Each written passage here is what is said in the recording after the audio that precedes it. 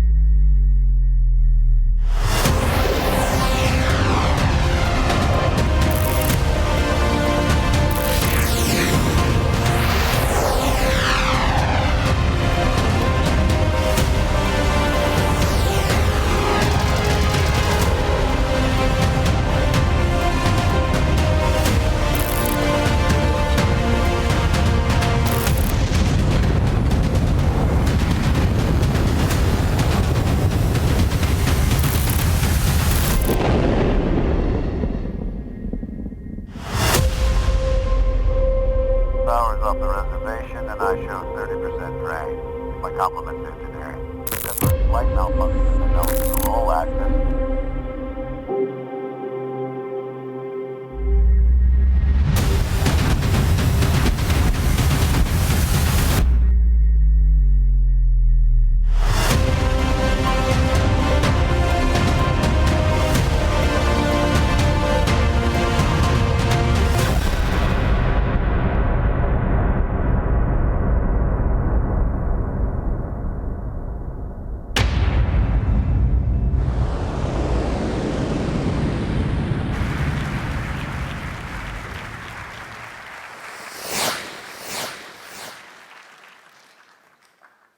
Distinguished guests, ladies and gentlemen, welcome to the Italian Aerospace Power Conference.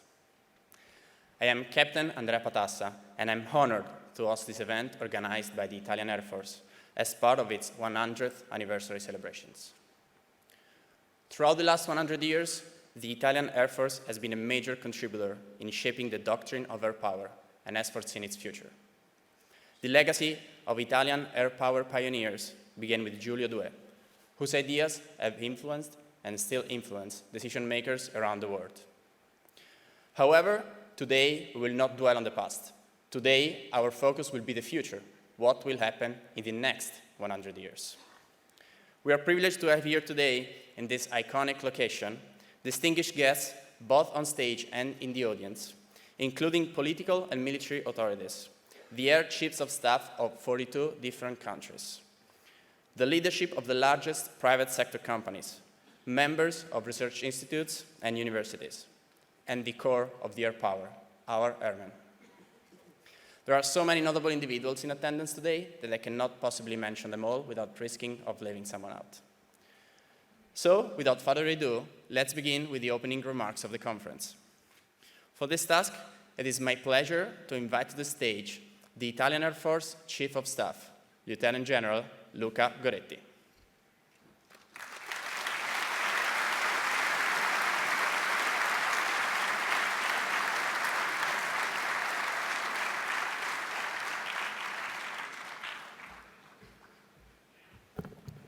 Hello, everyone. Great place, great people. How many people?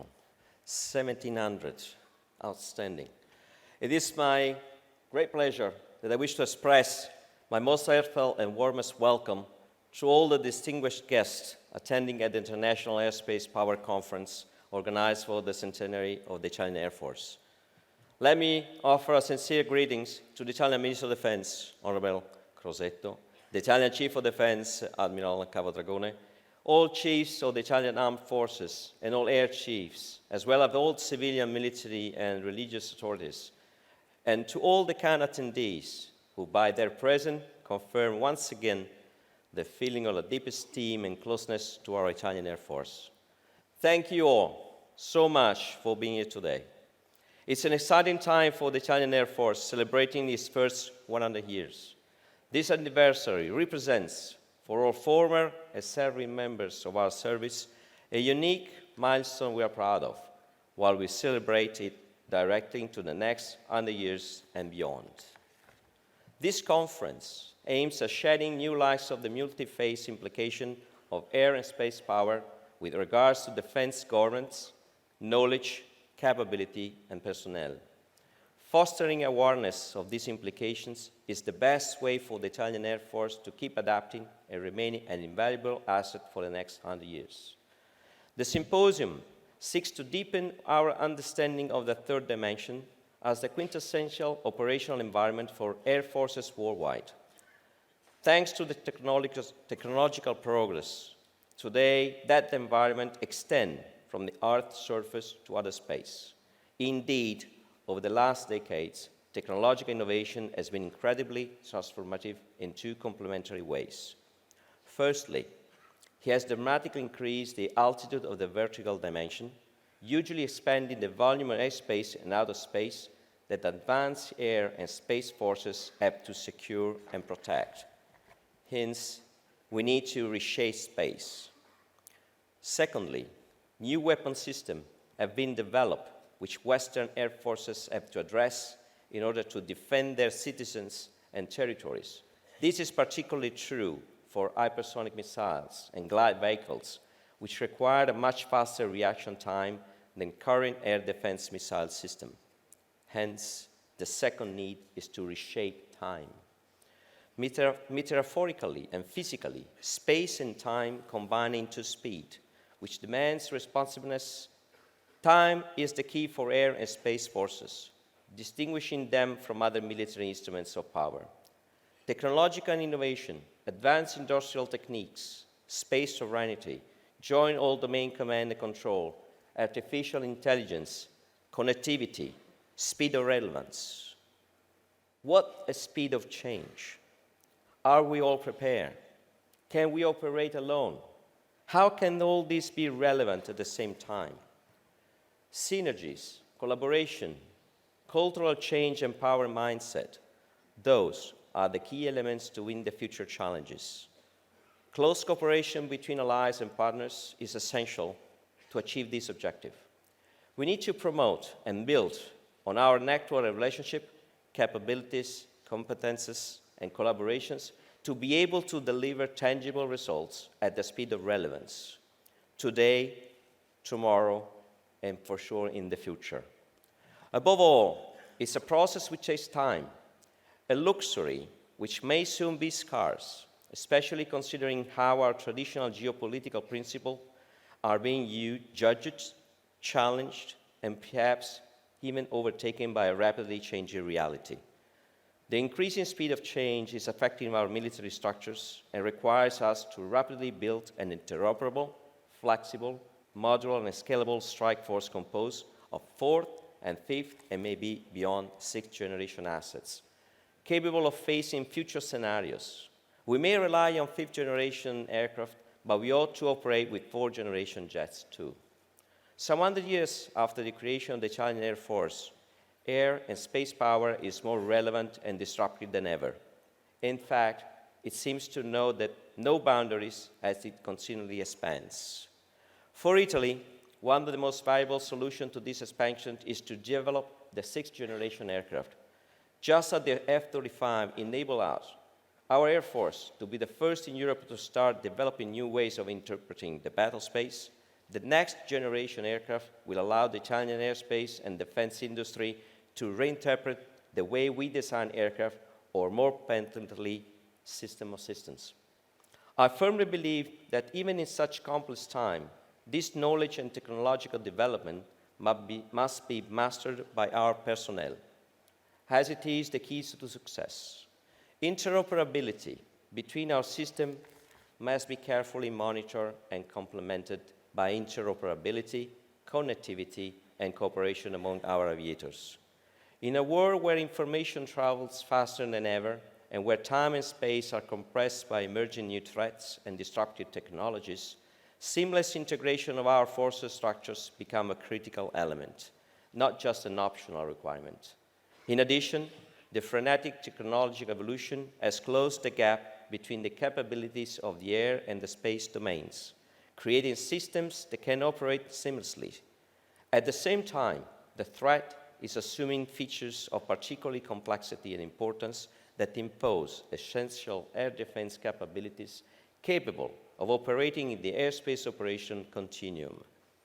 Nevertheless, also digital transformation expands wider than technology to include both processes and mindset. So it requires to change the focus on the approach to emphasize the digital design rather than the product. The path towards future air and space forces is undoubtedly digitally enabled and data-driven. Consequently, next-generation platforms and broader systems are inextricably linked with cyberspace.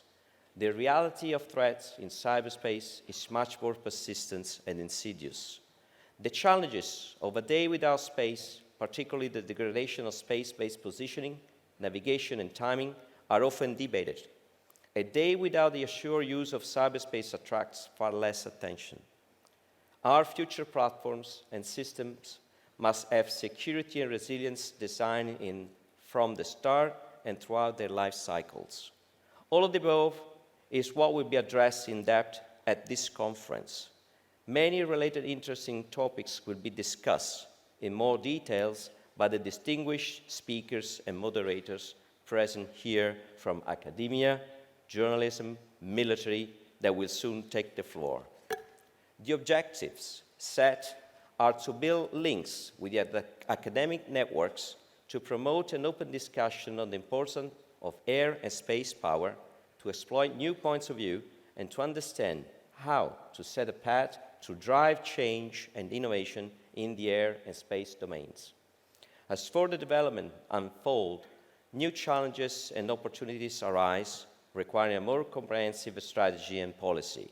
It's also necessary to adapt, improve, and speed up decision-making processes in order to enable informed decisions in an age of information warfare while maximizing the responsiveness of airspace power.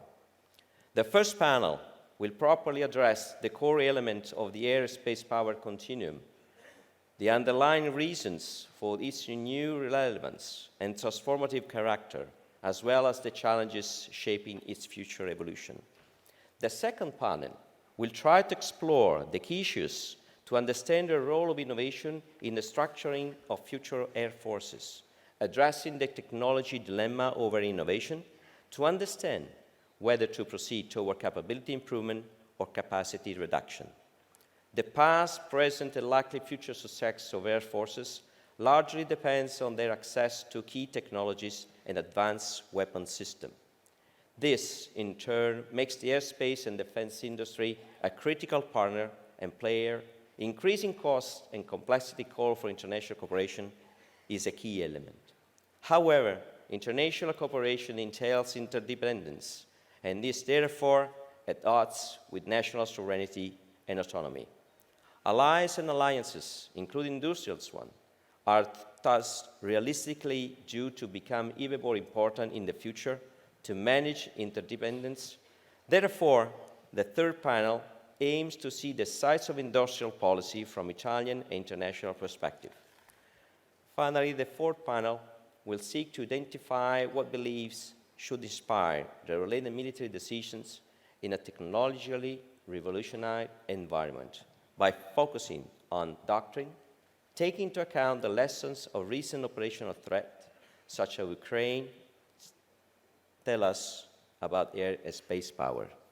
At the end, the result of all panel just described will provide the essential elements on a good food for thoughts for the last one, which will focus on how to frame the aviators of the next 100 years, flying towards the prospect of the future of air and space power. I hope to have given you a flavor of what can offer this important event that, as already remarked, intend to develop new forward-looking ideas and provide a fruitful platform for the airspace and defense community to share insight and create networks. And now, my final thoughts. Let me conclude by thanking for the attention all of you and all the authorities and guests present in this fabulous facility. 46 delegations from all over the world are attending here. 27 air chiefs are here in this room. So there are lots of room to play. Lots of discussion can be done. So with this in mind, I declare open the Airspace Power Conference. Thank you.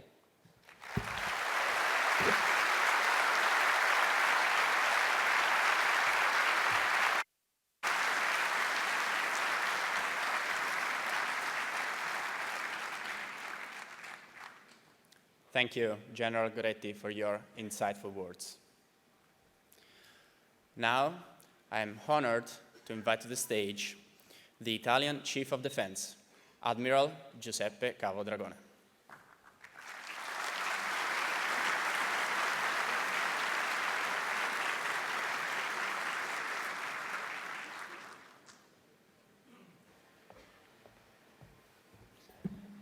Before the applause, you should wait what I will be saying. I will read because I don't want to miss a point because of my brutal English. You have my mustache on a widescreen for about 8 minutes, okay? Authorities, kind guests, good morning. Thank you all for your participation, which gives prestige to this important conference. Ministers, once again, thank you for all the members of the armed forces for your presence and tangible attention to us today as in all circumstances. Within the initiative promoted to celebrate the century of our Air Force, the 2023 Aerospace Power Conference provides a qualified and significant opportunity for meeting experts at the global level. This forum brings together the public and private sector, the military and the civil spheres to confront each other in two domains, the air and space domain, which, thanks to the significant technological development of the last 2 decades, are increasingly connected and have less and less clear-cut boundaries. I agree, Lieutenant General Luca Goretti, and I thank him for this important opportunity for reflection and for this well-structured and stimulating event, also in terms of its contents. My greetings and thanks to the speakers who, with the depth of their speeches, will contribute to providing useful insight that I'm sure we will be able to take advantage of, making defense increasingly joint and capable of operating with a multi-domain approach and an effective and coordinated manner. The Ukrainian crisis has once again shown that the capabilities and abilities to operate in the air and space domains are inescapable condition to carry out any military activity effectively. In particular, this event to all how the space domain, together with the cyber domain, were the first to be exploited in operation aimed at enabling the effect of classical domains, land, sea, and air, amplifying their reach or reducing the adversary effectiveness. Moreover, it has become evident that Russia's lack of air superiority, that is, their glaring difficulties to penetrate the Ukrainian airspace due to the presence of air defense system, has deprived Russia of the main characteristics of air power, such as precision, quickness, and persistency. This perspective, considering the development of the increasing sophisticated A2AD systems by our potential opponent, highlights the need to reflect on how and in which capabilities we should invest in to maintain our operational air deterrence.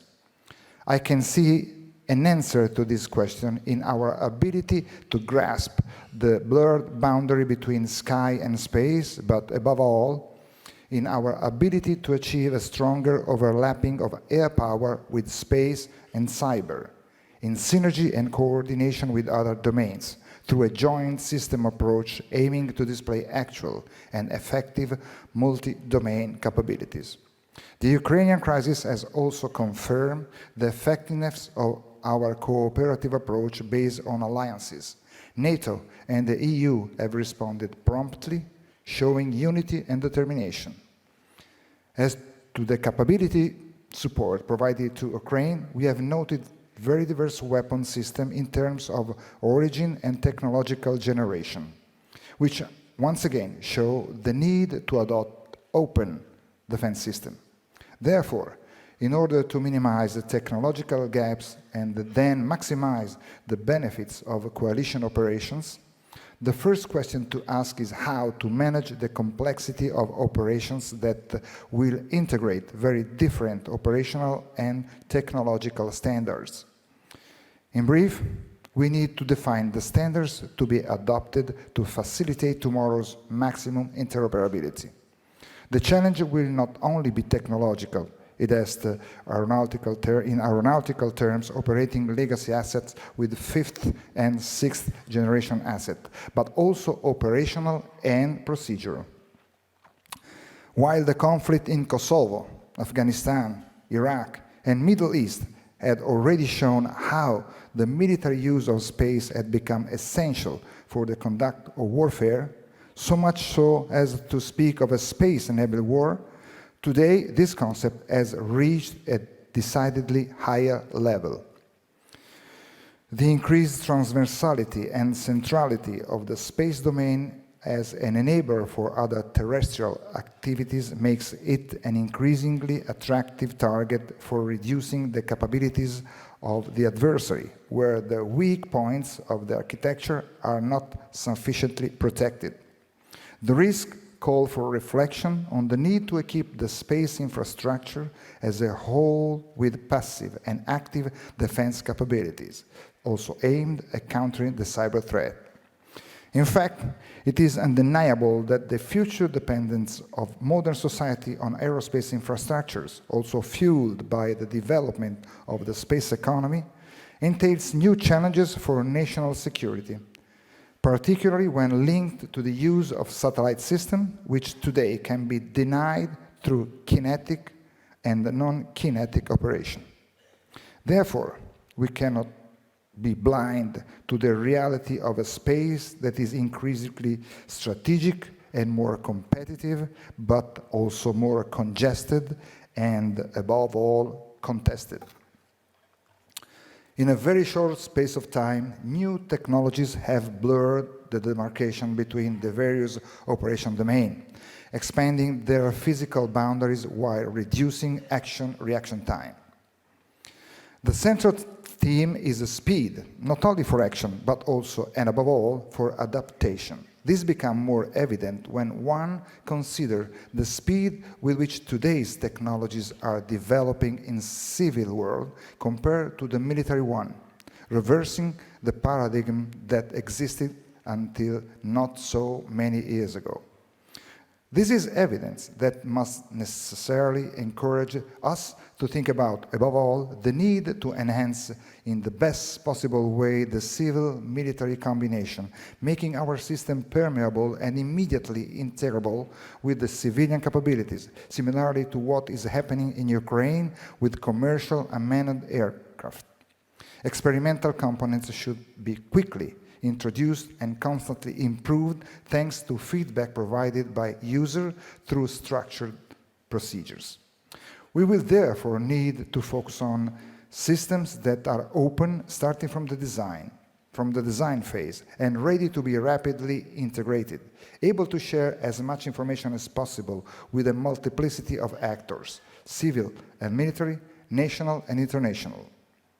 This increases the complexity of defense innovation path, which is increasingly influenced by the frenetic evolution of technologies capable of introducing disruptive innovation in systems, so much so that they represent a real game changers, which the sector must embrace and deploy quickly.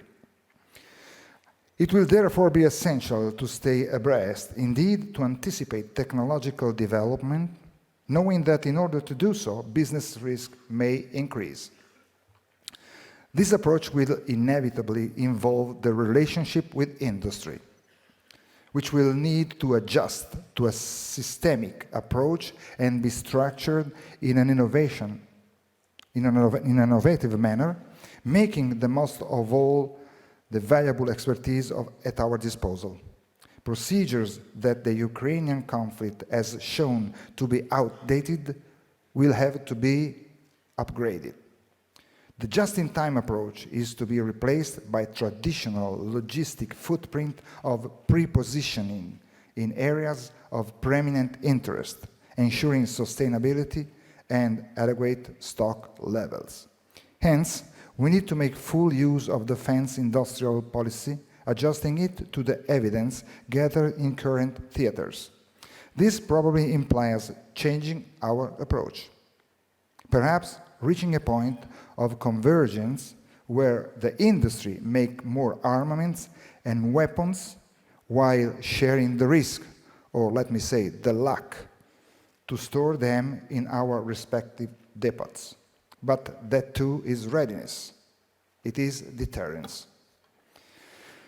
We know that the safeguarding of strategic priorities requires our countries to make ever greater effort, and I would like to emphasize it is our best interest as well our duty to proceed in that direction, a direction moreover clearly shared and indicated by the international community. It is necessary for like-minded countries to work even more closely and collaborate. Loyal collaboration that aims at a world consciously projected toward the space frontier, where access to resources is no longer a factor of conflict, but rather an additional reason to consolidate strategic synergies and share vision. Our credibility and space defense capability define the battlefield on which the game for peace and stability is played. Italy, the third country in the world to put into orbit 1964, an entirely domestically made artificial satellite, the second European country for in-orbit assets, and the third for investment in the sector, aims to confirm its role and expertise in this strategic field. As defense, we will continue to do our part, investing in the operational, scientific, and technological frontier that is opening up to ensure resilience for Italy, thus protecting national interest. I would like to thank the men and women of our Air Force, professionals who can reach for the star but with their feet firmly on the ground. With their drive for innovation, they continue to set an international benchmark, while confirming the centrality of aerospace for defense for Italy, a sector where we intend to keep on playing a leading role and see cooperation and exchange with international organizations as well as public and private stakeholders. I would like to thank again all guests, organizing, and participants. Thank you.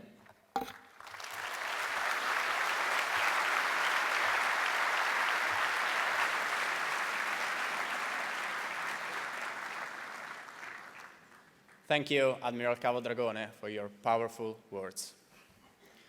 Now, before we begin with our first panel, it is my honor to welcome to the stage the Italian Minister of Defense, Honorable Guido Crosetto.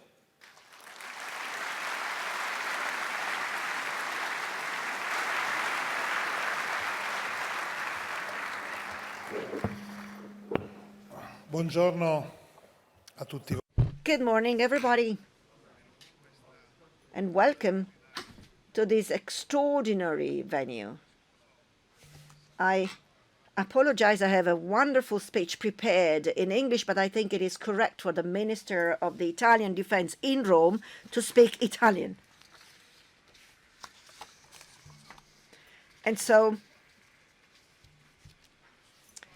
I apologize also because I have a wonderful speech that has been prepared, which is quite similar to the one now made by General Goretti, that has burned all the topics I had to speak about, and the other topics in my speech were also made by Admiral Caro Dragone, so I have to give up with the speech that I had prepared. You know, one of the beautiful things of being a minister is that, you know, they write your speeches, and so the ones that write your speeches are those that write the speeches for Goretti, and so you risk an overlapping.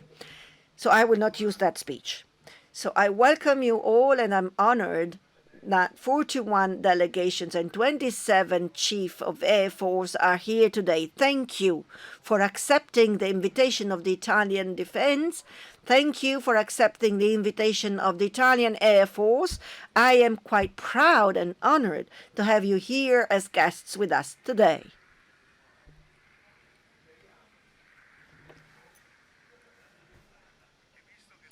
And since I have to invent my speech, I will start from the 100 years, from the anniversary and some of the images that I've seen. Today we are here because we want to talk about the future. But a future exists when there is a past. And we, in this sector, we have a very important past. You have seen here the image of a little horse. Many of you connect to that image to the Ferrari because it is the same horse, the prancing horse that is on the Ferrari cars, but it is the prancing horse that was present on the aircraft of Francesco Baracca. And if we go back in time even more, it is the representation of a Besson horse that was raised by the Bourbon kings in the south of Italy. It was the favorite also horse by Napoleon because it was a horse that had no fear once it was put, in the battlefield. So this is just to tell you that our history is interwinged. You know, one of the important things of Italy is starting from the past and building something new. So from a horse of the Bourbon army, we came up to the Ferrari cars and we went through the Air Force with this prancing horse. And it is the same thing that this conference has in mind. With the occasion of celebrating 100 years of the Air Force, we want to talk about the future.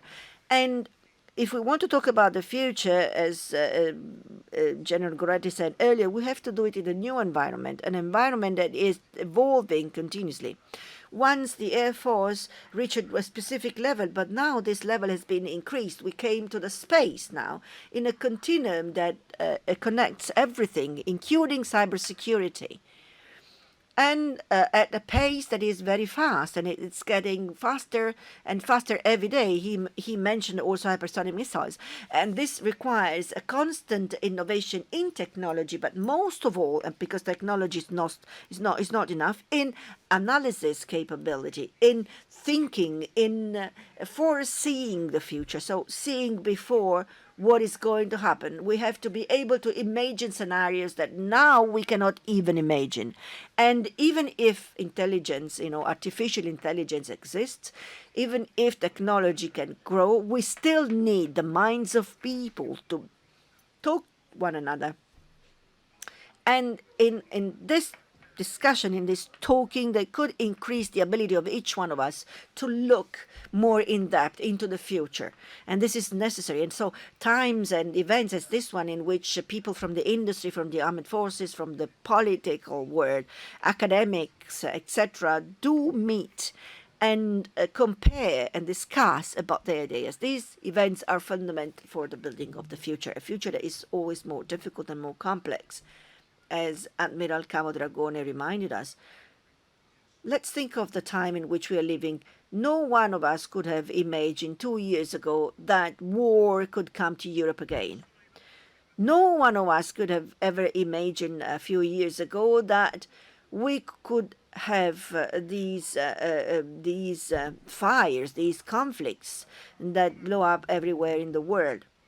Now, today we are here to talk about the Air Force, space, security in general, because there is no security if there is no one that guarantees that security, and the people who have responsibility of guaranteeing security and preserving security in every country these people are the armed forces, the defense forces. If there is no security, there is no democracy, there is no freedom, there is no peace.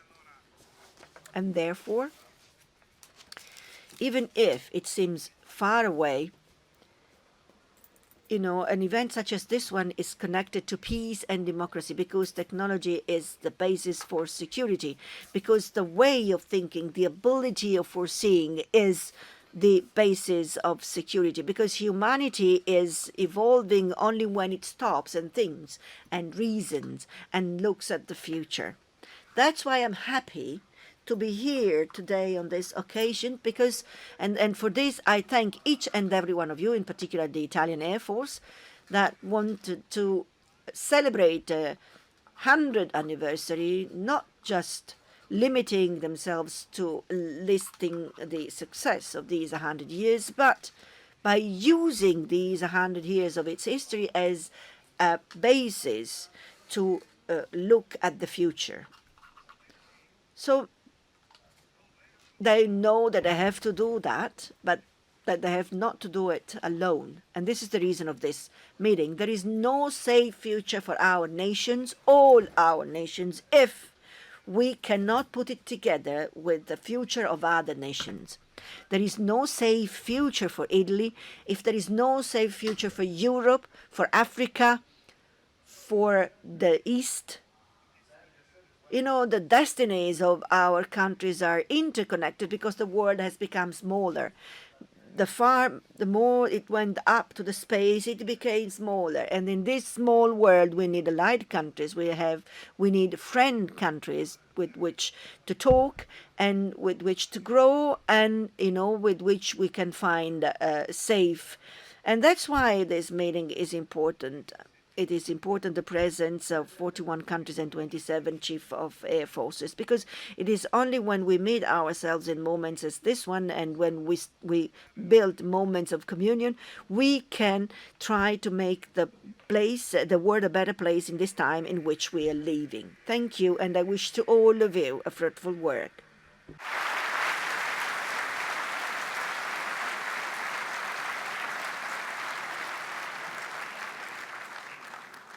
Thank you, Honorable Crosetto, for your priceless contribution.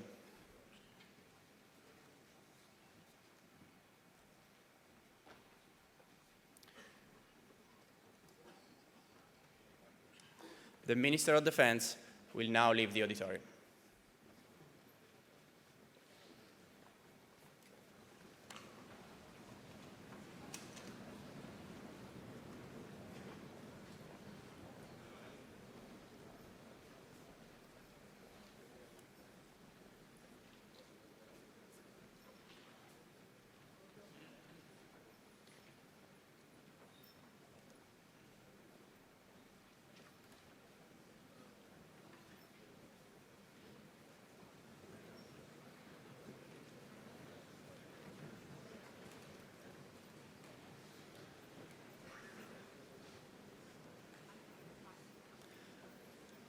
Air power has become aerospace power.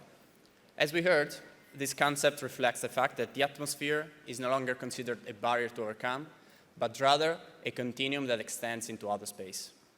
Aerospace power has brought about new possibilities for military operations and research. It is essential to national security and space exploration, and has opened a wide range of possibilities and threats that require a disruptive approach to maintain technological and strategic superiority over our adversaries. To address this topic, we have gathered some of the most brilliant and knowledgeable personalities in the aerospace sector to discuss the evolution, challenges, and future of air and space power. Those experts will be spread across 5 panels, with 3 panels scheduled for today and 2 panels scheduled for tomorrow. The audience in presence here will actively influence the discussion. In fact, before each panel, you will see a survey on the LED wall behind the panelists with a question about the possible future evolution of air and space power. Now, if you look at the back of your pass, you will notice a QR code. You can use your smartphone to scan the QR code and cast your vote to answer the survey until the end of the panel discussion, so you don't need to do it right at the beginning. The results will then be displayed on the LED wall and commented on by our experts on stage. We are now ready to move on to the core of the conference, the panel discussions.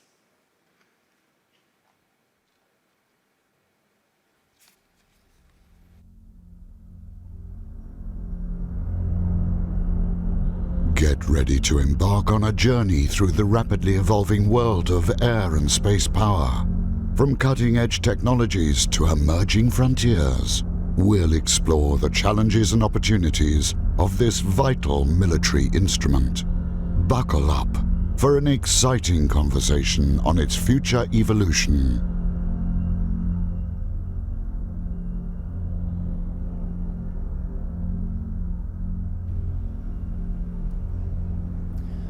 The subjects of this first panel are the policy and strategy of air and space power, focusing on the future of warfare in relation to emerging threats and evolving environments such as the space component. Our moderator for this first panel is the head of the defense program at Istituto Affari Internazionali. He currently manages research projects related to European and transatlantic security, as well as Italy's defense policy. Since 2018, he has been a professor at the Istituto Superiore di Stato Maggiore Interforze of the Italian Ministry of Defense. He has previously taught at the University of Perugia and is a mentor at the NATO Defense College since 2020. Since 2016, he has also been a member of the scientific board of the Armament Industry European Research Group and a member of the editorial board of Istituto Affari Internazionali's web magazine. Our moderator collaborates with several Italian magazines, including Air Press, Aspenia, East West, Formiche, Huffington Post, Rivista Italiana Difesa, and Rivista Marittima. Please join me in welcoming Dr. Alessandro Marrone to the stage.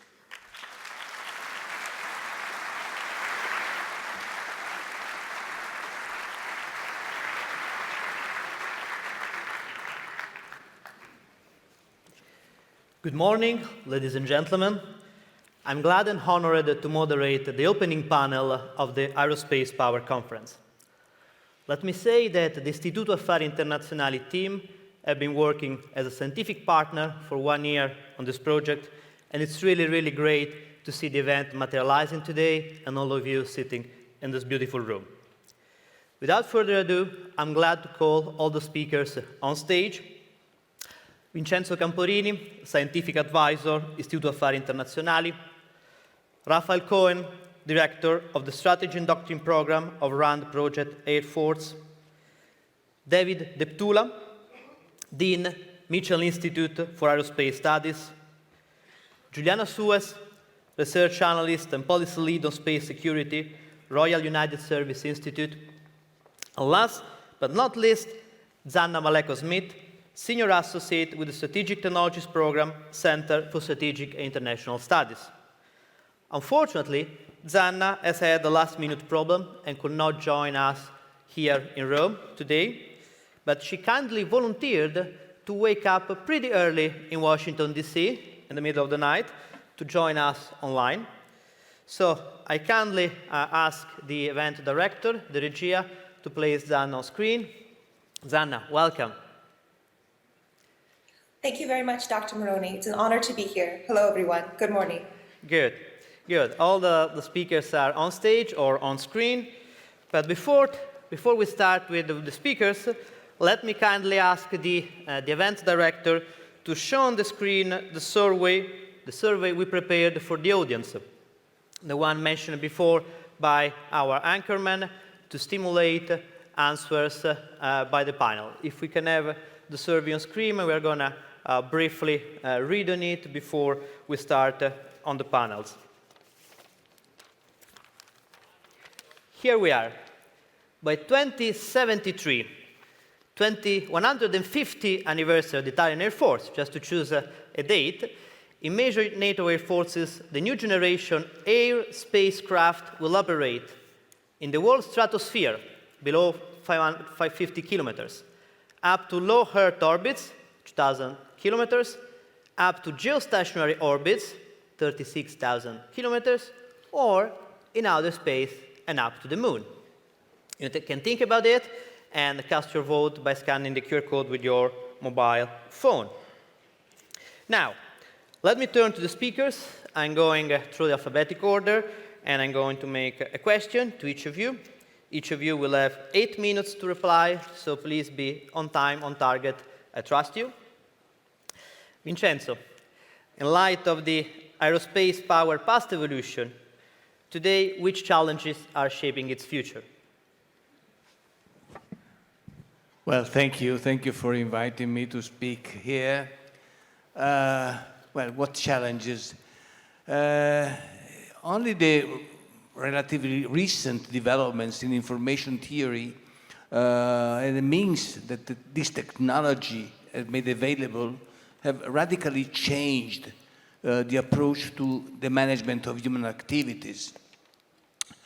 Now we have entered an era of complexity. Complexity is the new magic word, which explains or sometimes let us avoid to explain what's happening, what's going on.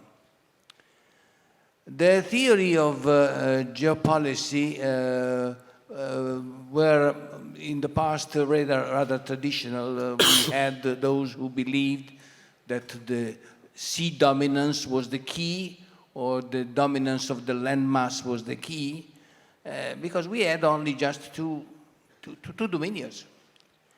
And for the military environment, this meant that developments were limited to the seafarers and the ground forces.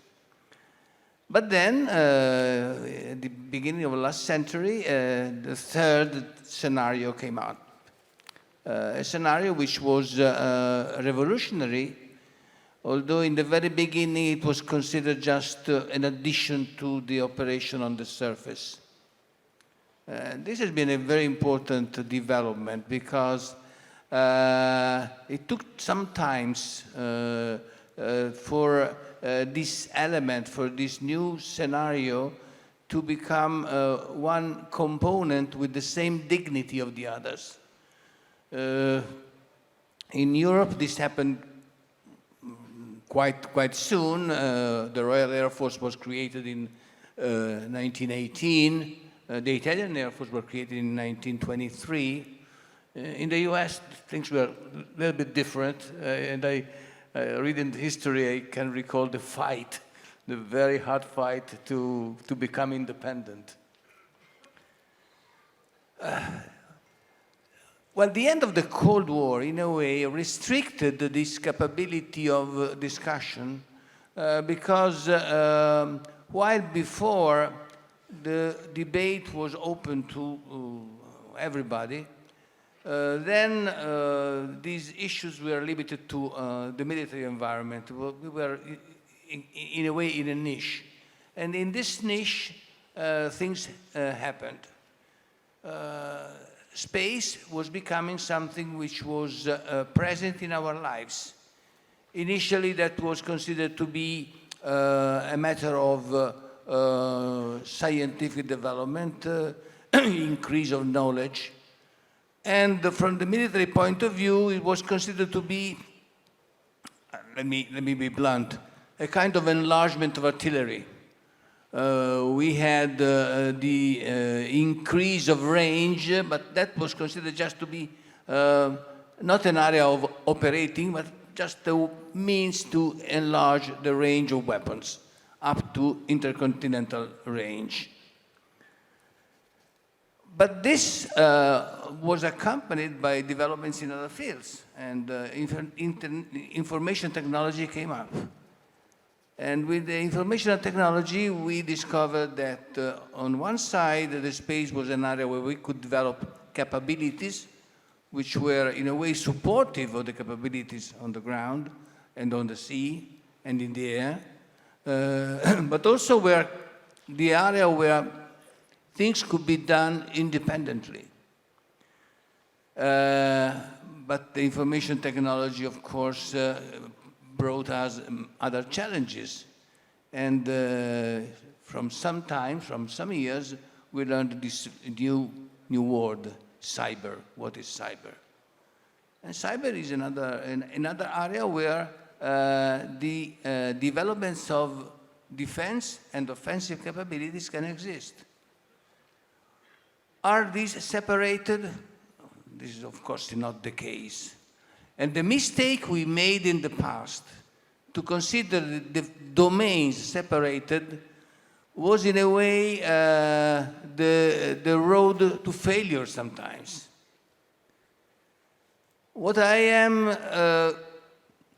supporting, what I am insisting on, I've been in charge of military in Italy till the beginning of 2011, and my fight was for insisting on the fact that there were no boundaries between the different different areas of operation, no boundary between sea, between land, between air. Because if each service would fight its own battle, the result which would come out would probably lead to disaster, not to the victory.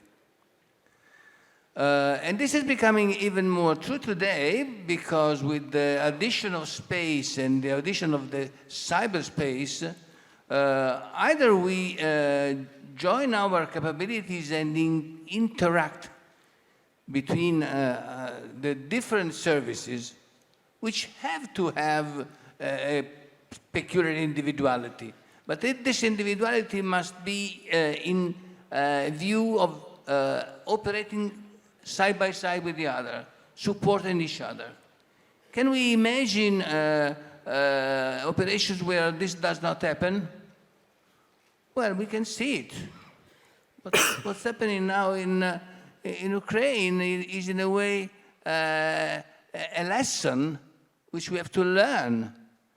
Because we see that sometimes waging a war with the old means, with the old theories, with the old tactics, with the old separations between services, without considering the capability of supporting each other,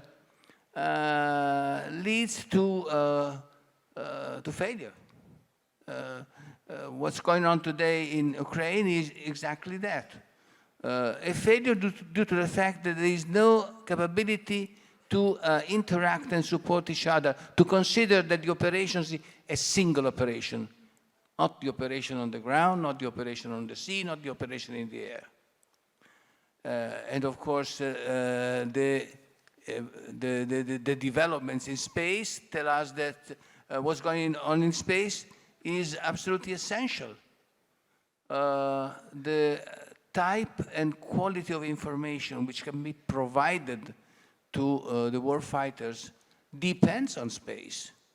And either we are able to operate in space in perfect synergy between the services, or we fail. And it's a synergy which includes also the civilian capabilities. Again, in the past, I was shocked when I heard that people tried to separate the military operations, military activities in the space, and the civilian activities.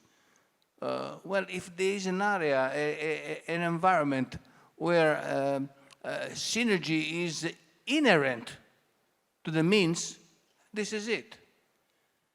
And the operation in space can not only help, but shape the activities on the ground and provide the means in order to reach the success which is the scope of our organization. We must be successful, because if we are successful and if everybody knows that we will be successful, then we will have the flourishing of deterrence. And the forces, the ground forces, the land forces, the maritime forces, the space forces will reach its real objective, which is not to fight, but to deter someone to fight against us. Thank you. Thank you, Vincenzo. Thank you.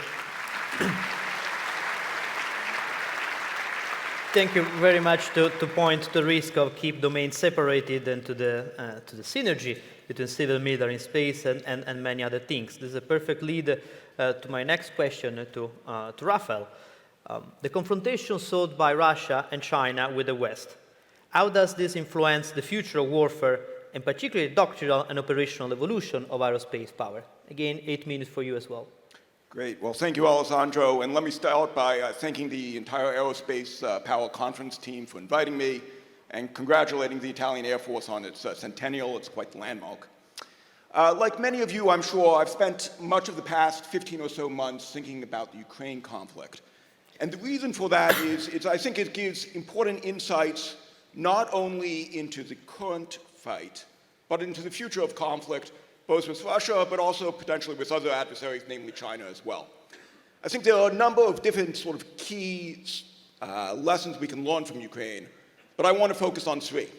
I want to start by talking about planning for protraction. I'm going to then talk about mass matters. Then I'm going to finally conclude by alliances that amplify. Let me start by talking about planning for protraction. I think ever since the first Gulf War, we've been under this sort of myth of the short, sharp war.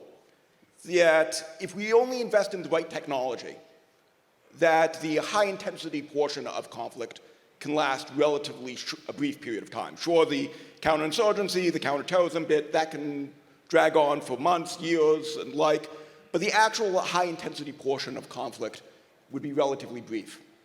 I think Ukraine fundamentally questions that assumption.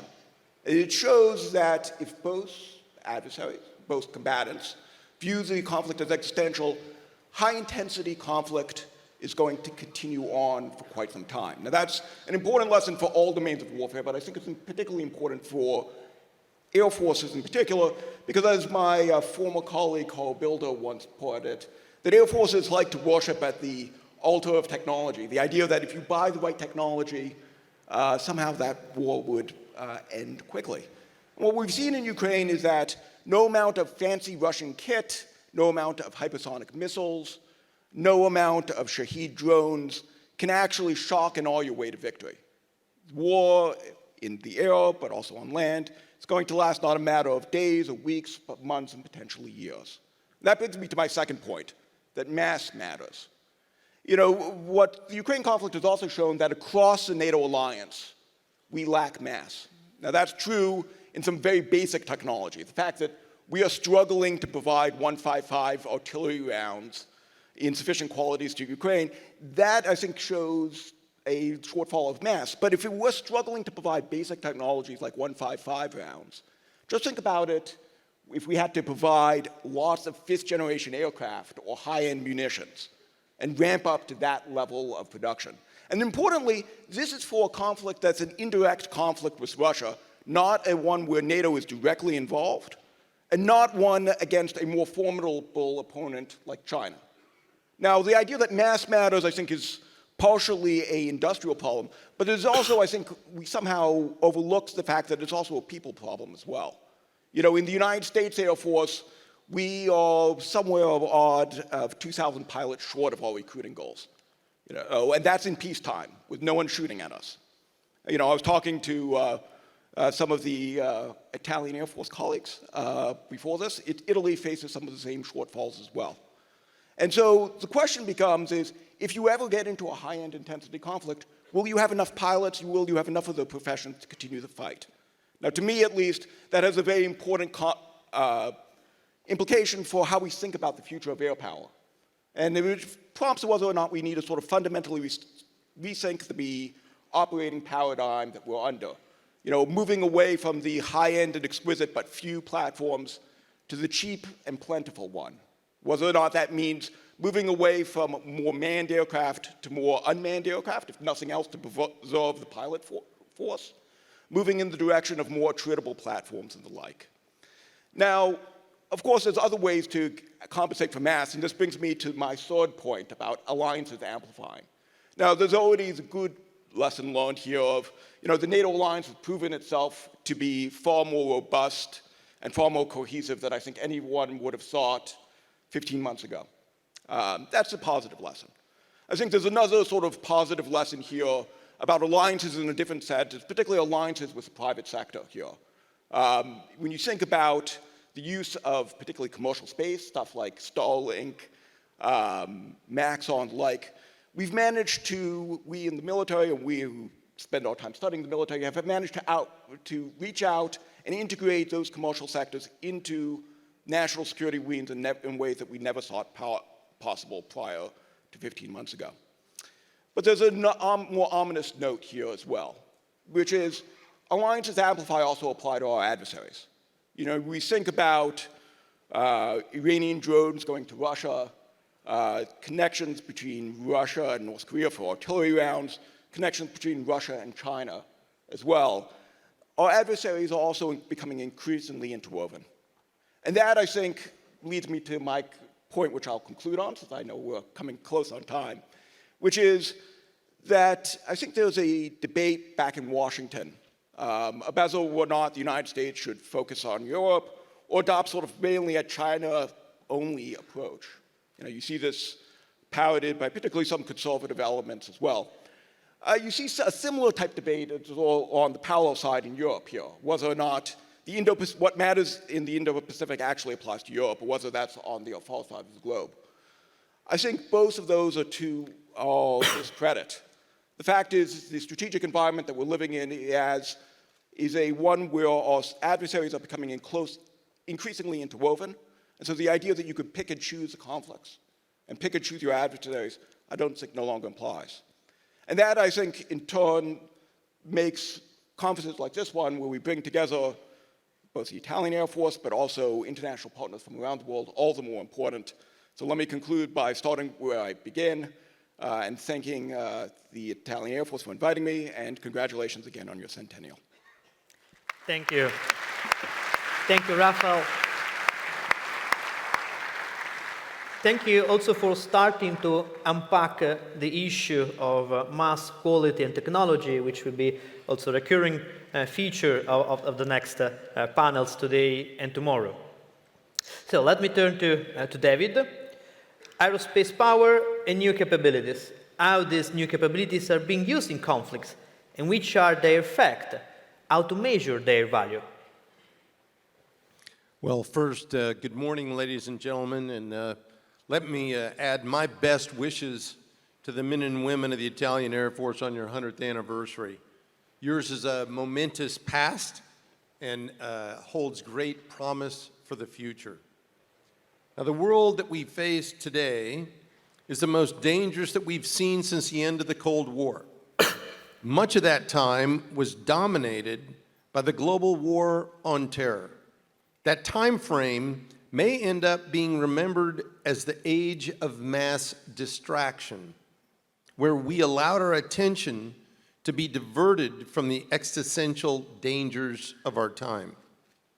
We now find ourselves locked in competition with authoritarian regimes in both Europe and Asia.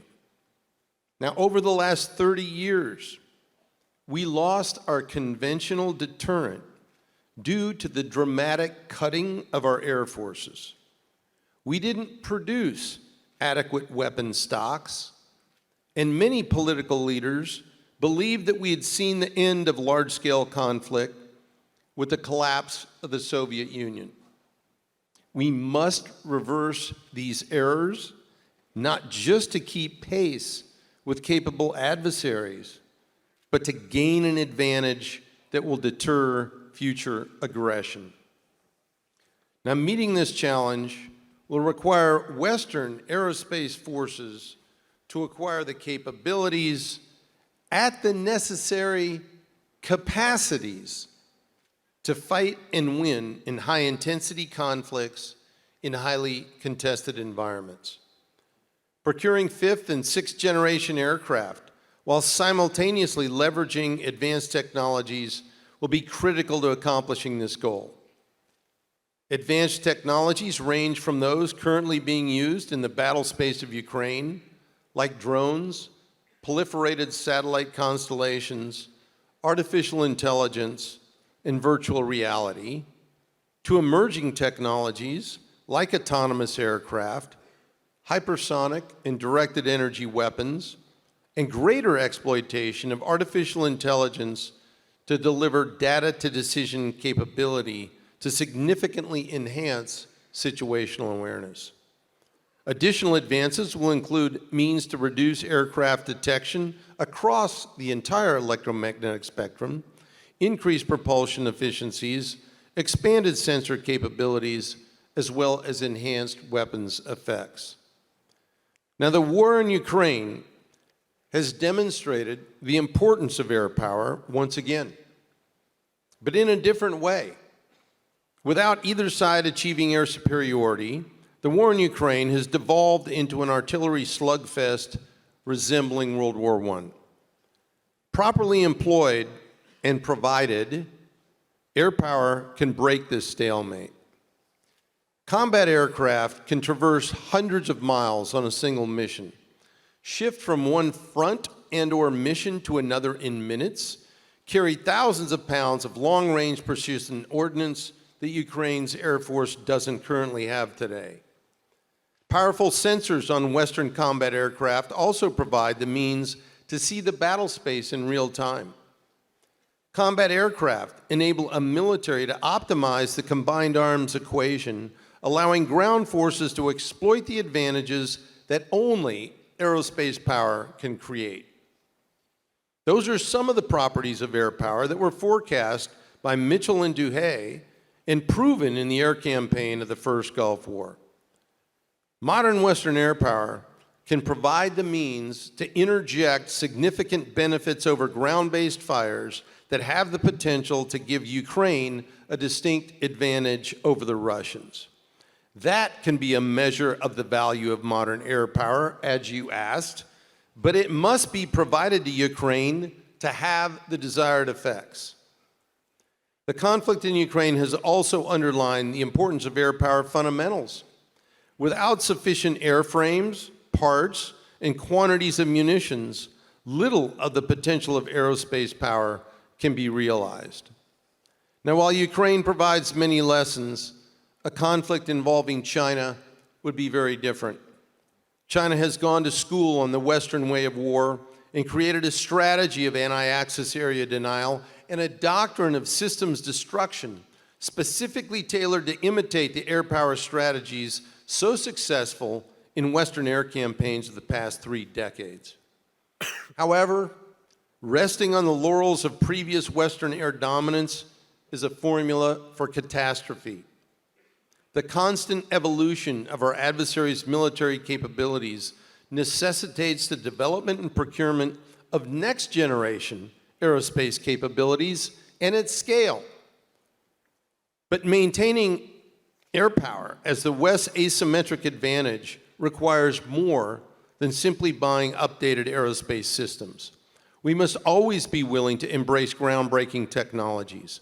We all need to understand that the latest generation combat aircraft, as well as planned future combat aircraft, are all information systems beyond being just fighters or bombers.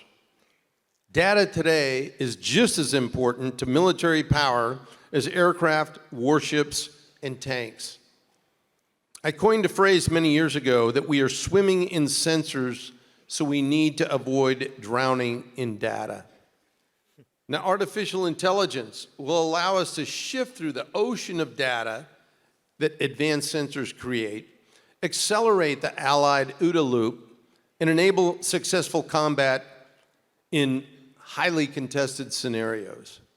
But beyond assimilating data, AI-enabled autonomous aircraft will also serve as force multipliers.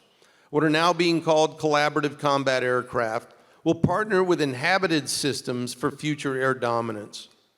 A pilot will be capable of governing many collaborative combat aircraft in a variety of roles, and large numbers of these could help offset our current serious combat aircraft shortfalls.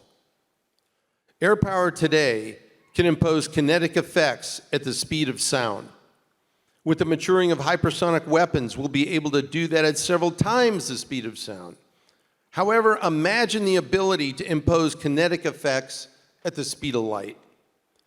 The realization of the routine employment of directed energy weapons will truly be game-changing for Allied air forces, and for our enemies too, so we'd better beat them to fielding these capabilities. Now, air power is based on the characteristics of technology, but the invention, development, and application of those instruments flow from human imagination and knowledge. Air forces seize on the virtues of air and space power to project power without projecting vulnerability, and as a result, aerospace power can provide us with strategic alternatives simply not available any other way. But to do so, we need to create a culture and environment that encourages disruptive thinking instead of discouraging it. Our air forces were founded because of disruptive thinking. Nurturing a culture of invention and disruption will be vital if Italy and her allies are to employ aerospace power effectively in defense of the free world. Thank you very much for your attention, and I look forward to the discussion.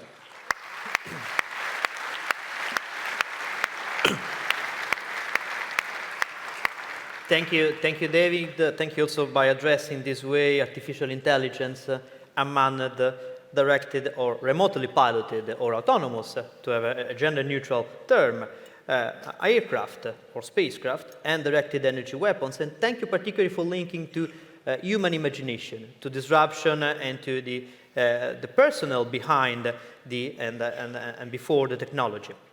Now, let me ask the event director again to show the survey question on the screen for a second, just to remind the audience they can choose. You can choose one of these questions and answer it simply by scanning the QR code with your mobile phone. The QR code is on the badge. And this is, this question is meant on purpose because this panel is named Air and Space, a Novel Continuum. So we want to stress this continuum, and I think the initial video by the Italian Air Forces showed pretty well what's the Air Force view on air and space. And this is a perfect lead to our next speaker, Zanna. So we will remove the survey from the screen, and we see again our speaker. So Zanna, space, new actors, emerging threats, and an evolving environment. So how to manage complexity. Thank you, Dr. Moroni. It's an honor to be part of this distinguished panel, and I would like to thank the Italian Aerospace Power Conference team for this special opportunity and wish a very happy birthday to the Italian Air Force. As a disclaimer, the views presented here are my own and do not represent those of the United States government, the Defense Department, or the Center for Strategic and International Studies. I've been asked to prepare some remarks on how should we best manage the complexities of future emerging threats in outer space. To help frame my approach to this question, I'd like to first begin with a story, inviting us back in time. So please join me now in dusting off your cover of Plutarch's Lives. To begin, one day at a lavish banquet, King Croesus asked his dinner guest, the wise Solon of Athens, if he knew of anyone more fortunate than Croesus. Solon was silent for a moment, and then prudently answered, "The future bears down upon each one of us with all the hazards of the unknown, and we can only count a man happy when the gods have granted him good fortune to the end." In that same spirit, there's also a certain challenge in forecasting future space policy priorities and assessing whether or not these are the right priorities, particularly as the international community is presently working towards building consensus to articulate what are the norms of responsible state behavior in outer space. Thus, it seemed fitting, therefore, to call upon Solon for help under these circumstances. So what do we know at this time? Well, let's look at several potential areas of collaboration as well as competition in outer space. Starting first with lunar exploration, looking at NASA's Artemis Accords program, of which Italy is a signatory member of. Second, we'll look briefly at the issue around orbital debris and conclude looking at space governance frameworks. Now, NASA's Artemis program is a global space initiative that aims to land the first woman and the next moon on the moon by 2025, and also conduct the first human mission to Mars. Presently, there are 24 signatory states to the non-binding Artemis Accords. Last fall, NASA successfully launched Artemis 1, which was the first in a series of 3 significant missions to return humans to the moon. In addition, Artemis reached a major milestone with its Space Launch System rocket, which enabled the Orion spacecraft to travel farther than any spacecraft built for astronauts has ever done before. Apart from the NASA-led Artemis program, the International Space Station, ISS, is also a major conduit for global partnerships. But the ISS infrastructure is aging, and NASA expects that it will soon be retired. According to the 2022 International Space Station Transition Report, the space station can be safely operated through 2030. However, it will need to be deorbited. And the Biden administration has pledged to extend the technical lifespan of the 1998 space station through 2030 to promote continued deep space exploration and continued collaboration amongst the 16 partner nations. Last fall, the U.S. Space Force's Director of Staff, Lieutenant General Nina Armagno, also spoke about growing worries of competition in space, with particular reference to China. She noted that China is the only country with both the intent to reshape the international order and increasingly the economic, diplomatic, military, and technological power to achieve that objective. Her remarks also came on the eve of China's advancements in its international space station, the Tiangong, meaning Heavenly Palace, which now joins the International Space Station as being the second space station to operate in low Earth orbit. That's an impressive timeline considering that it was only April 2021 that the Tiangong's core module, the Tianhe, meaning Harmony of Heavens, was placed into orbit. Let's turn now to looking at the top threat to spacecraft, satellites, and astronauts. There's an insightful African proverb that says, "When elephants fight, it is the grass that suffers." The same can be said for when states launch kinetic anti-satellite tests that produce harmful clouds of orbital debris. Not only do these destructive tests, such as the Russian Federation's direct ascent anti-satellite missile test on November 2021, undermine a sustainable space environment for all nations, but as the commercial space economy expands, officials are also concerned about overcrowding in low Earth orbit. Orbital debris, sometimes called space junk, poses a serious, chronic, and indiscriminate threat to all spacefaring nations. How?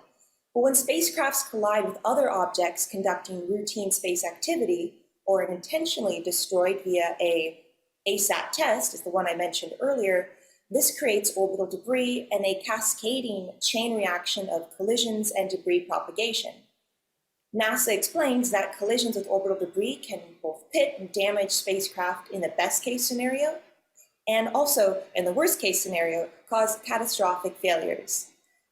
Collisional cascading is also called the Kessler syndrome. Now, apart from the safety and environmental concerns of overcrowding in low Earth orbit, there are also geopolitical tensions surrounding this very complex problem set. Several multilateral mechanisms are in place, however, like the Space Debris Mitigation Guidelines developed by the United Nations Committee on the Peaceful Uses of Outer Space, and then the Interagency Space Debris Coordination Committee, which is another international government forum looking at the issue of mitigating space debris. Despite these collective best efforts, however, states are still conducting destructive ASAT weapons tests. And when states decide not to observe norms of behavior for outer space activities and abide by debris mitigation rules, this comes at a high cost, not only in the present of threatening commercial space economy ventures, but also weakening the prosperity and security of space for future generations to enjoy. Turning to my third point, let's look at policy challenges here. What does it mean to be a good steward of space? Well, curiously, the Outer Space Treaty, which represents the core nucleus of international space law, repeatedly mentions the importance of limiting space activities to peaceful purposes, but does not expressly define what that means. And while Article 4 of the treaty does prohibit certain weapons in space, The treaty as a whole does not, in fact, declare that space be used for peaceful purposes. Despite this ambiguity, however, the Outer Space Treaty still endures as customary international law. Now, the word customary international law, the phrase rather, carries a certain status of general acceptance and practice such that it becomes binding on all states to abide by. And while the treaty does not expressly define peaceful purposes, such purposes are linked to the broader imperative to act responsibly in outer space. U.S. Secretary of Defense Lloyd Austin's memorandum on the tenets of responsible behavior in space articulate that space operations should be conducted with due regard with others in a professional manner, which includes behaviors such as reducing the risk of orbital debris, as I mentioned earlier, and communicating with spacefaring nations to enhance the safety and stability of this fragile domain. In summary, going back to the original question, how should we manage the complexities of future emerging threats in outer space? Moral leadership matters. As former Defense Secretary of the United States and retired General James Mattis recounts in his autobiography, Call Sign Chaos, quote, "Trust is the coin of the realm for creating the harmony, speed, and teamwork to achieve success at the lowest cost," unquote. Looking at history, this was evident during the Cold War, when a commitment to values, to freedom and democracy cut a sharp contrast to the Soviet Union's authoritarianism. A willingness to take actions not solely in pursuit of national interests, but also for the global good, earns friends, whereas an unwillingness to do so makes others naturally cautious. But therein lies an opportunity. As the United States Space Force leaders have expressed, the United States and its allies and partners will continue to find itself in competition with global powers such as China.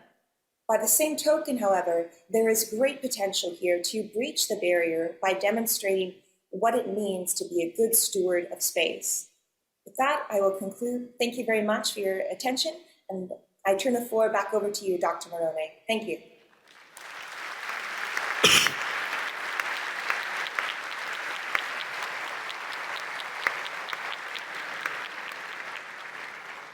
Thank you, Zanna. Thank you very much for bringing us from Plutarco to the outer space, for your zoom on anti-satellites, on the debris issue, and your final point about leadership, and morale, and ethical leadership, and international law. And luckily, satellite communication helped us through this speech, so Zanna is still with us. So let me turn, last but not least, to Juliana. And we remain in space with a question about space capabilities and deterrence. So which threats and perhaps which lessons can be learned from the orbit, and how is the space component being integrated into the aerospace power? 8 minutes. Thank you very much, and thank you also for the very kind invitation and welcome this morning. Let me start off by talking about the integration, and I just want to start off by saying this is not unique to the air domain. Space at this point already has become a huge part of what we call the digital backbone of defense. But if we're speaking about the air domain specifically, then let me just highlight a couple of points in which space is already integrated.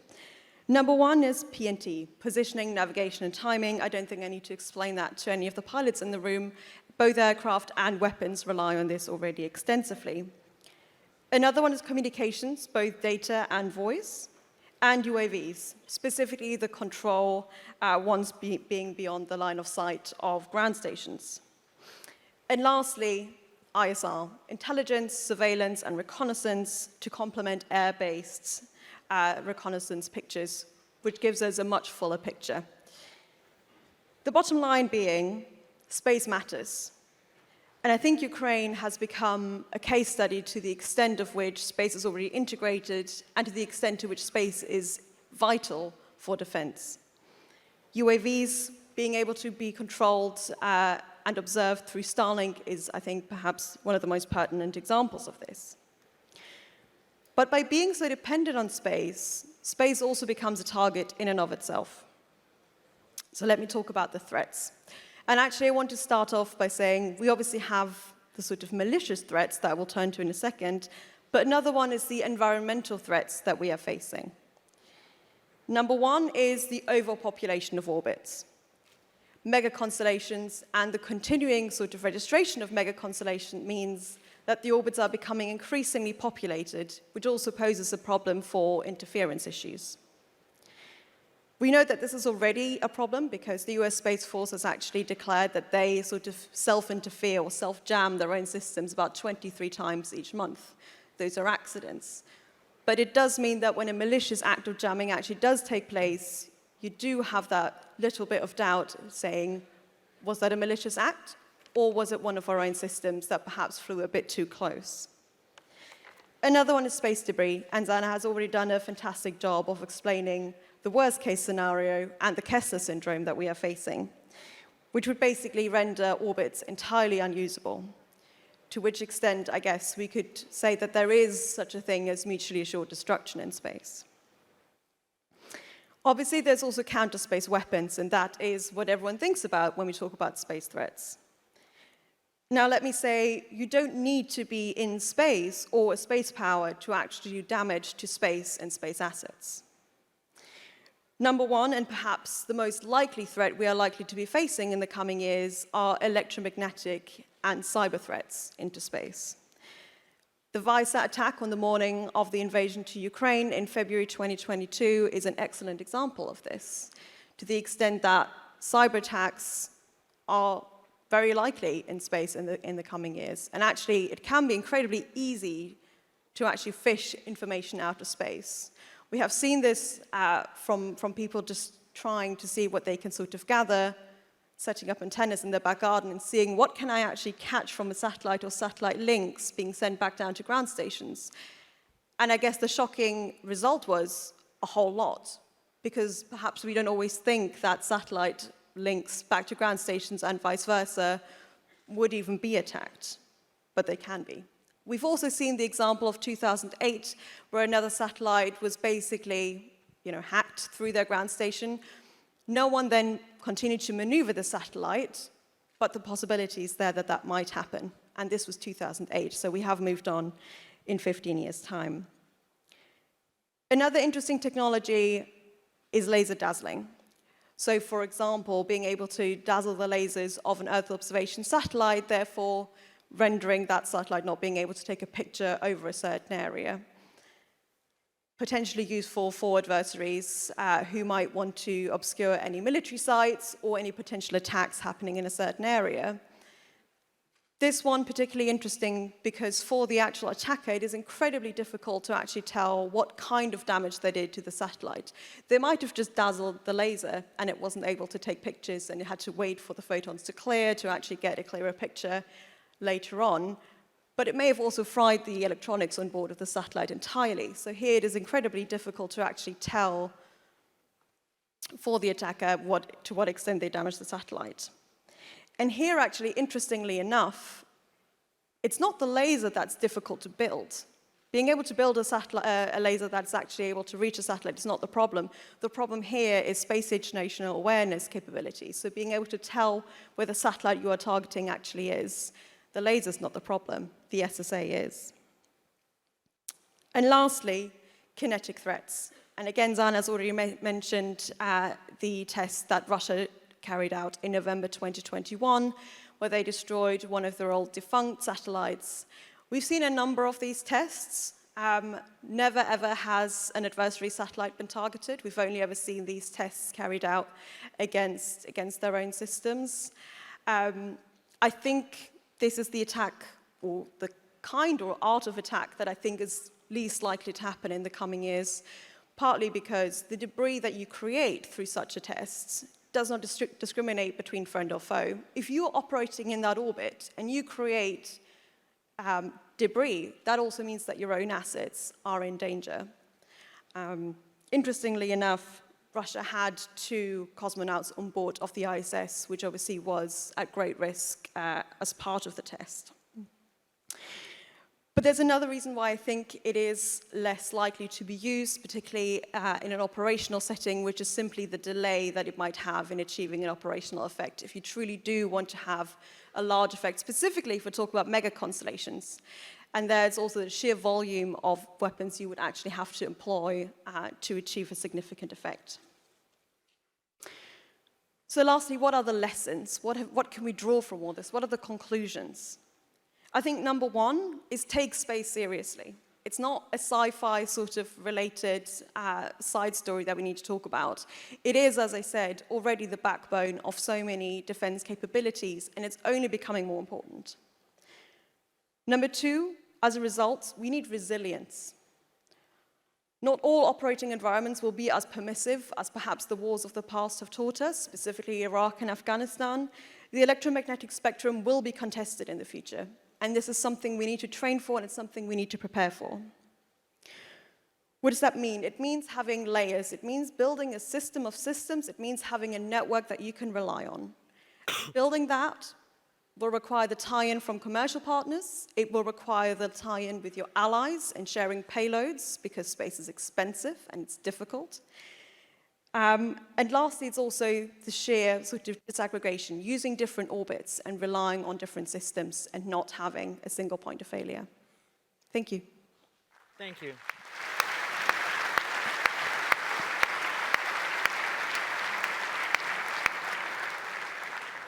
Thank you very much, Juliana, for this comprehensive, interesting, detailed view on various threats, on the electromagnetic, the cyber, the laser, the kinetic, and I fully subscribe. It's not science fiction. It's here and now, or it's very soon, although I'm a nerd of science fiction, as you can imagine, doing this job. And let me also say that your reference to cyber attack really fascinated me, also because I cannot resist to say that TI published a study on the cyber attack to the space domain, and it's in English on our website. So now, we finished perfectly on time the first round of question and answer, so thank you for your diligence. Let me kindly ask to the event director to put on screen again the results of the surveys we had during our panel. So let's go through it. By, again, 2073, so 150 years anniversary of the Italian Air Forces, in major NATO air forces, the new generation air spacecraft will operate. In outer space, up to the moon is the first choice of about 1/3 of participants in the room, up to low Earth orbits, 27%, up to geostationary orbits, 24%, and in the world stratosphere, 15%. So actually we have a relative majority ready to take off from Earth and land to the moon, and an absolute majority keen to see, or even more, 85% to see anyhow well beyond the stratosphere. So it's a quite ambitious result of the survey, and honestly, I do expect this ambitious result here in this conference. So let me turn to the speakers again to have your comments in this regard. 3 minutes each. Let's do it with the reverse order. So let's start from Juliana. What's your take on it?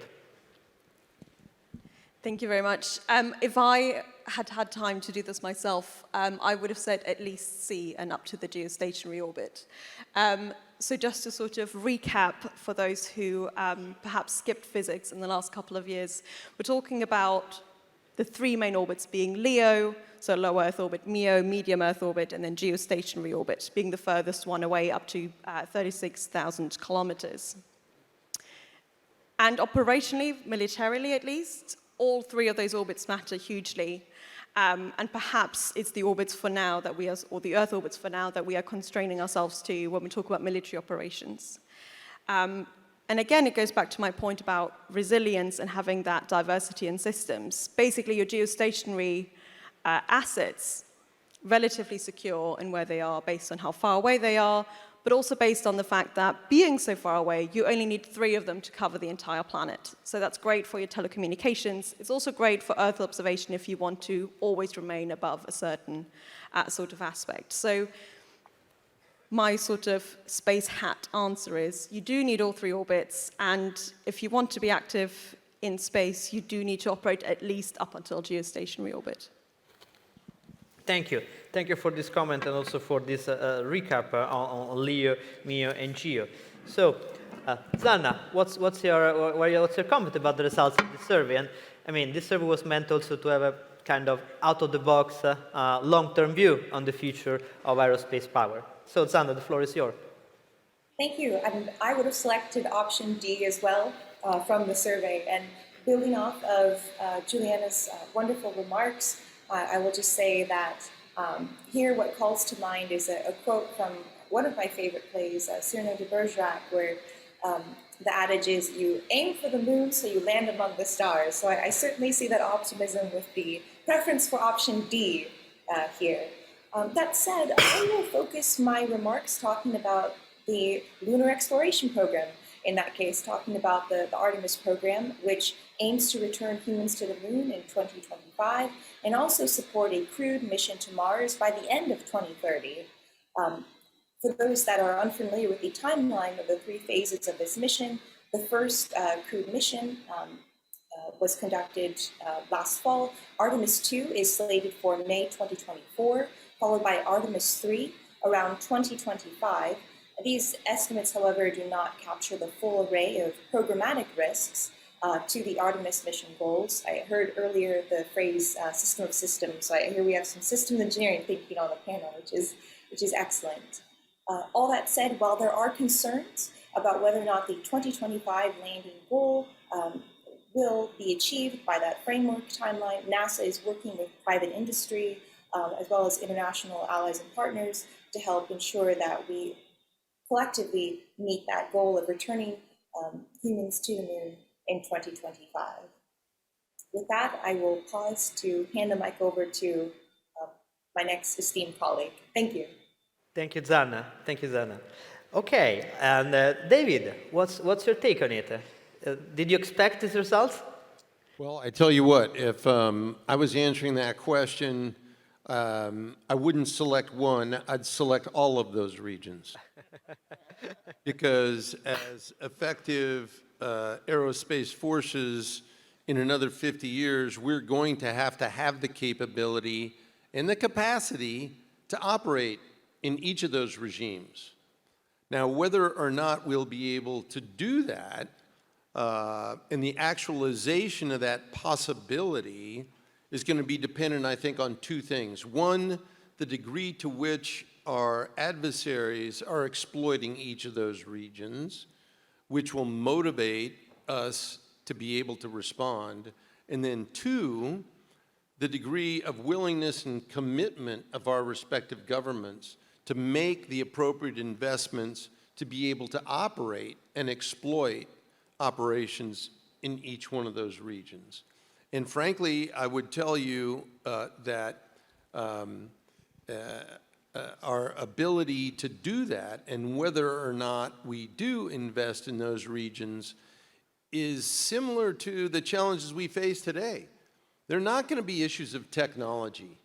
The technology is there or will be there to exploit each of these regions. It's going to be the will. And the will, again, I think is going to fall back on the degree that we see our potential adversaries threatening us in those regions. So a bit of a realistic approach, if you will. I think it's a realist approach, but there's also a bold approach by saying the technology will be there, so it's up to air forces and to armed forces to invest in it. Rafael, what's your comment? So there was no option E of going out to Mars. Elon Musk has said as much. No, I think I would agree with Dave here primarily, which is this is certainly from the demand side we get a lot of questions about cislunar strategy and so forth. So Space Force is certainly pushing out in that direction. 50 years is a long time. I think you can safely say that we will be reaching out that far in a half century from now. I think it's also important, though, for us as military planners, though, to remember that wars still happen here on ground, right? And so we have to be focused less on, while the technology is going to be there. The question is, what gives you the decisive military edge here on Earth? Because that's where the conflicts are. And I don't think we, as much as we get sort of enamored with the technology, I think we can never lose fact of that fundamental insight. So, technology will certainly be there. Funding may or may not be there, but the conflict still happens here. So. Thank you for your view, and it's also good to have a variety of views on this question. I think this is the spirit of this panel and this conference, to have an exchange of view among us. Vincenzo, what's your comment on it? Well, I tend to agree with Raphael. What is important is what's happening here on the surface. So the question, the answer to the question depends on what you mean by operating. For sure, the enabling role of space up to the moon and beyond is vital in order to enable operations to happen in the lower sphere. Therefore, we will have different type of operations.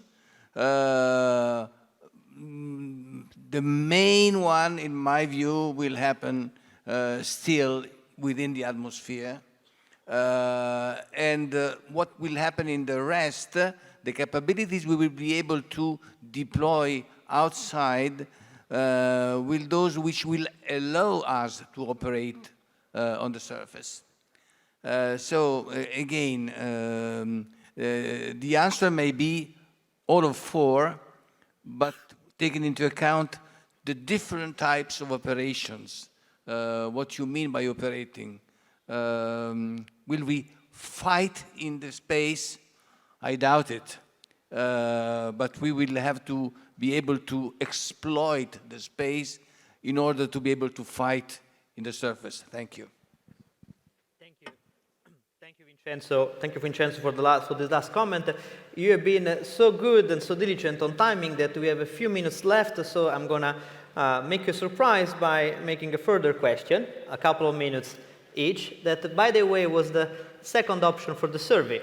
The second option for the survey was, in 50 years, in major NATO air forces, the remotely piloted or autonomous aircraft will play a leading role, being the majority of asset, or they will play a supporting role.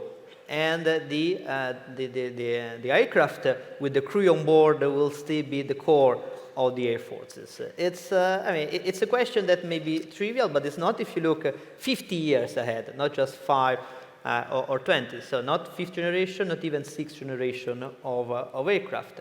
And I will start with Vincenzo for this tricky question. Well, predicting the future is very difficult. Well, what I believe is that it will depend on the capability of mankind to maintain the role of decision makers. I have no idea whether artificial intelligence will evolve far away in this field. But as long as decisions are taken by humans, then the role of automatic equipment will be in support of this decision. Otherwise, we will, I believe we will lose the control of the situation, and in that case, mankind would not be the rulers of the ground, the rulers of the world. We would be ruled by some immaterial power, and in that case, we will be just subjects. I am glad I'm as old in order not to be living in such a world. Who knows, Enzo? Who knows? I mean, long life to our young colleagues. So who knows?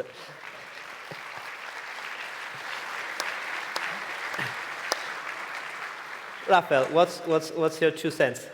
Yeah, so I would say that remotely piloted aircraft are going to be the core of most air forces in 50 years. And the reason for that is just couple-fold. First off, it gets back to some of the remarks I made in my opening remarks about the importance of mass here, right?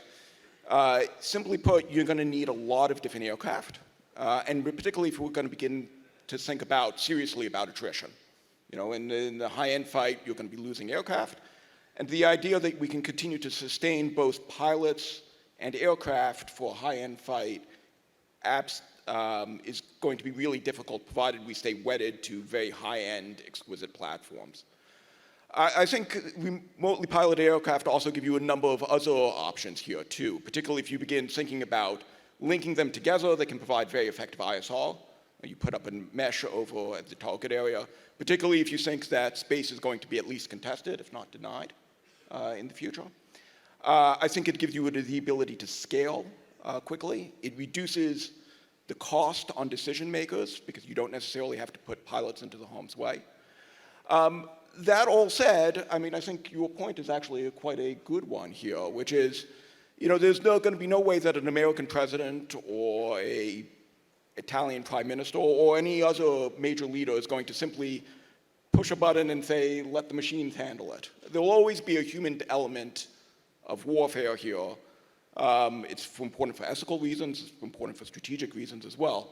But if you want to talk about what is going to be the bulk of the fleet, then in 50 years, I think you will be more and more in the remotely piloted arena. Thank you, Rafael.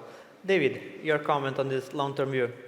Yeah, I think essentially I concur with the previous comments in the context of you look at 50 years in the future, the degree of autonomous control in conjunction with artificial intelligence will see a proliferation of uninhabited aircraft in terms of numbers greatly exceed the number of aircraft that are still piloted by human beings in them. However, I believe that there still will be sufficient numbers of aircraft flying around in a variety of different mission areas and roles with people in them, simply because it's fun to fly. So.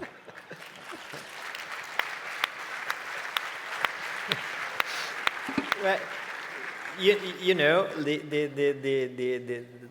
the culture, the culture of a service like the Air Force is made by the people who have been trained and have been doing this job and who are planning the future. So it's normal to have bias and expectation and desire about the development of the Air Force by those living it. And that's the reason I'm also curious about the view from our two speakers, not coming from an Air Force experience like the previous three. So, Juliana, what's your 2 cents on this question? I just want to... Hello? No? I don't think... Oh, there we go. Just want to caveat that UAVs typically operate much lower than where my expertise lies. So if I am invited back in 50 years, I hope I don't have to sort of defend my answer now. But the one thing that I see as a sort of potential obstacle to this is the large data volumes that will be required. And I know we've obviously talked about the role of AI and how that's going to help us sort of sift through the large volumes of data, but also producing that kind of software at scale and implementing it at scale and being able to process it on the other side as well is sort of the one obstacle that I foresee to a leading role for UAVs in 50 years' time. Thank you. Thank you for a very, very, very important and somehow out of the radar point on data. Zanna, what's your comment on this question about remotely piloted and autonomous or aircraft with a human and with the crew on board? Thank you. It's an excellent question. And being the last speaker to offer a word on this, I'll throw an apple of discord into the discussion by saying, if we had more time, we should pose this to GPT-4, but we won't go there. That said, in all seriousness, it's difficult to predict the future, as one of my esteemed colleagues mentioned earlier. In my mind, I see this in 50 years still existing along the spectrum where we see remotely piloted aircrafts and humans working together in synergy to help accomplish the mission objectives. Wearing my hat as a former professor of systems engineering at West Point, the U.S. Military Academy, I would hope that system engineering thinking will be at the forefront of the design logic of these systems, particularly the OODA loop framework, using that to help ensure that we are designing systems that are resilient and robust and interoperable to help support these design objectives. Thank you. Thank you. Thank you. Thank you very much, Zanna. Now, I think it's time to thank the speakers of this great panel. Let me recall them. Vincenzo Camporini, Scientific Advisor, Istituto Affari Internazionali. Raphael Cohen, Director of the Strategy and Doctrine Program of RAND Project Air Force. David Deptula, Dean, Mitchell Institute for Aerospace Studies. Juliana Suez, Research Analyst and Poly-Lead on Space Security, Royal United Service Institute, and Zanna Maleko-Smith, Senior Associate with the Strategic Technologies Program Center for Strategic and International Studies. I think it has been a great panel that dwelled into a number of important elements for the conference. I'm not going to synthesize everything, but let me point at least 4 issues.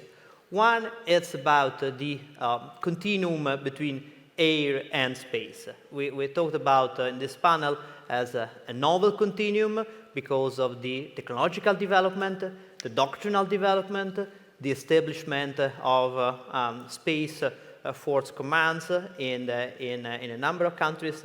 And I think that many of the speakers have somehow addressed this element. And the question that you from the audience answered really goes into that direction, into that level of ambition for the air forces to operate at different layers. General Camporini interestingly reminded that some layers of the atmosphere there may be more intense operations, some less, but it's important to exploit the whole outer space to deter, to fight, to win on Earth. A second element, which I think it's really going to stay with us for this conference and for next future, is the issue about mass, quality, and technology. And that was really at the core of Raphael's speech.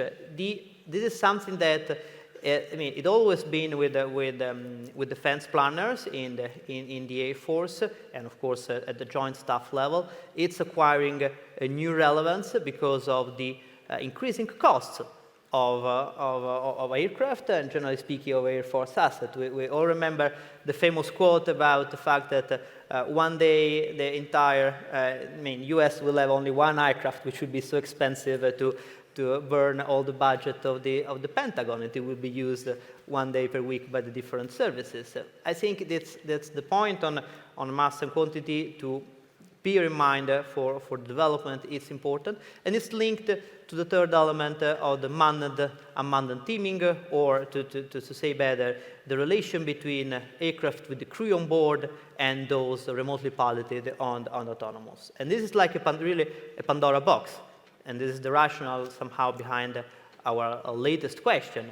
It's a Pandora box because for current thinking about supporting role, about intelligence surveillance and reconnaissance, about loitering munition, it's somehow in our comfort zone of the development of the doctrine and the air power. But thinking about where artificial intelligence will lead the world societies and the armed forces, and particularly the air forces, in something totally different. And you know the doctrinal point about having the human in the loop, on the loop, or over the loop. Again, this is part of a comfort zone, because you may think the human is over the loop, but if in reality the human has not the ability to assess the information and the knowledge provided by the artificial intelligence, I'm not sure it's really over the loop, and it's not, let's say, really extremely dependent on the artificial intelligence as such. And of course, it touches upon the remotely piloted and autonomous aircraft, but it touches upon integrated air missile defense, and generally speaking, the command and control structure and the whole decision-making of the Air Force. And last but not least, the point on space operation. It has been mentioned particularly by Zanna and Juliana, and I agree that it's, as I said, it's not science fiction. But there is truly a need for out-of-the-box thinking, because rendezvous and proximity operation, anti-debris, active removal open again a Pandora box of operation in space, which has to be taken into account. So we are, again, on time, on target for the end of this panel. I see the keynote speaker entering the room. So let me join to applaud our speakers here and online for the great contribution to this panel.